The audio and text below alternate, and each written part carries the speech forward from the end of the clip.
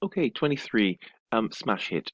So what we have here is another question that feels a bit more exam type, mathematical, not too much talking. They take you into tables straight away.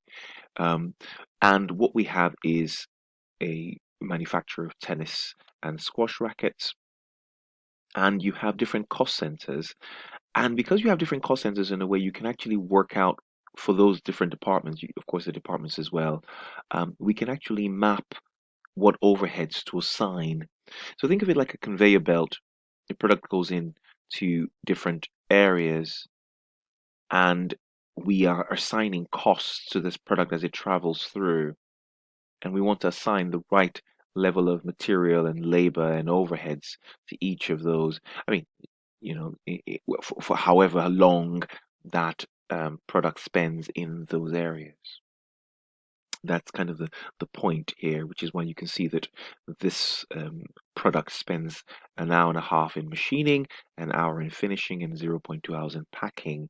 And so, therefore, in terms of overheads, we are assigning it based on, well, depending on the if we are on the using the traditional absorption costing based on something along those lines of labor, but we still have, of course, the direct material and direct labor that goes into making the product. That's not going away. Our problem with this whole topic is how do we assign these overheads? Okay, so let's first of all look again at what we've done here.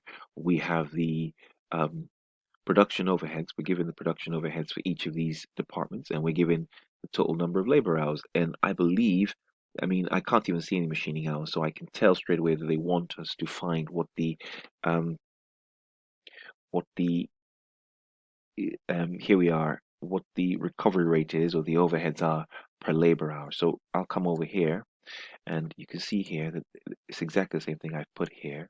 Those are direct labor hours. Same thing all sitting here as well. And if the overhead per hour, of course, in each department must be the production and overheads divided by the number of labor hours. And that's what you're seeing over here, B10 divided by B11. I have £6.40. I do exactly the same thing here.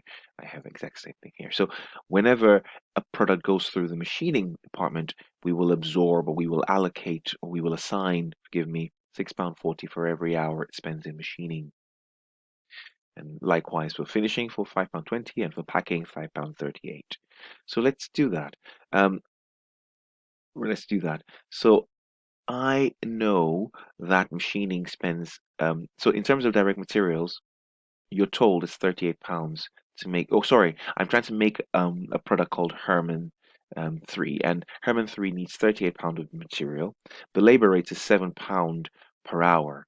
So I'm assigning just the labor is £7 for every hour that because this is all labor in those departments.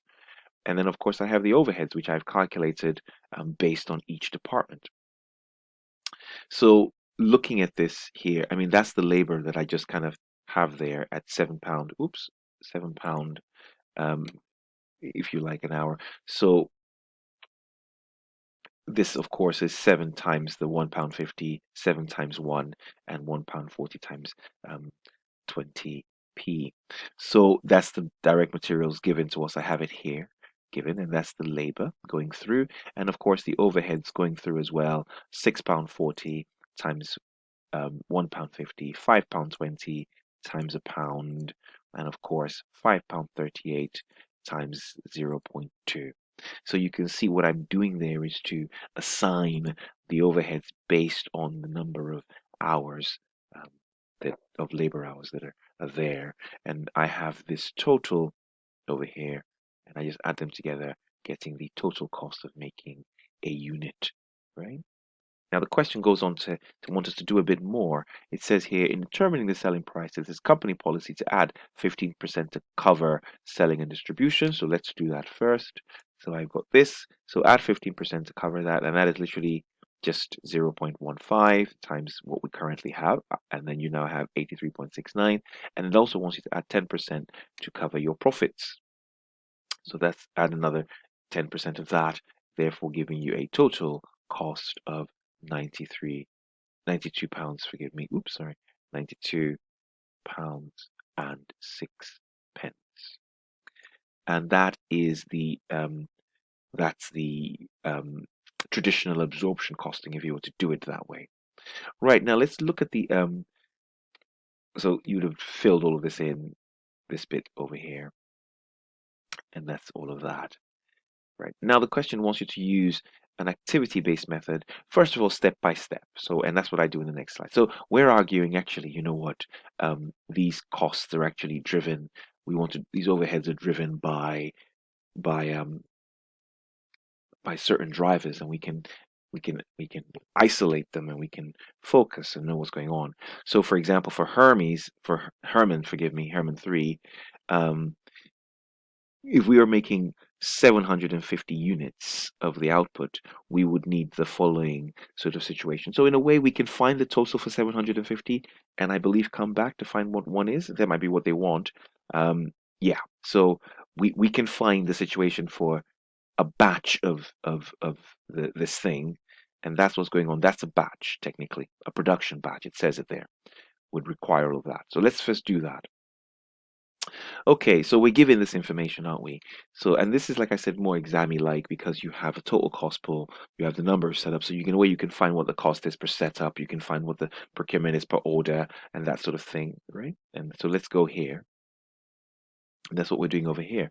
We have this cost pool here of 80,000, and then we have the cost driver of 200, and we can kind of go across and find what that cost driver rate is, and we can sort of do that right across. We can do that. We can find what the cost driver rate is right across. Um, we can sort of find what the cost driver rate is. And now that I know what the cost driver rate is, I just need to say, okay, well, let's sort out the production of what let's sort out what's going on with one production batch of 750 units. And 750 units requires 6 setups, I'm told. So that's 6 times 400, 6 purchase orders, 6 times 200. 2 standard maintenance plans, that's 2 times that. And I just go down the list and I have a total of 15,470. This is all for overheads, by the way. This is so important. So in terms of looking at the cost of one unit, I'm given this. I've already calculated the cost of labor because it is based on the amount of time the product spends in each department. Already calculated that. And in terms of the overhead per unit, I'm literally, hopefully this should show me, that's my B48 divided by 750, right? Because I made 750 units to make this thing, right? And I have a total value of 77.53. And that's how you address this question 23. Okay.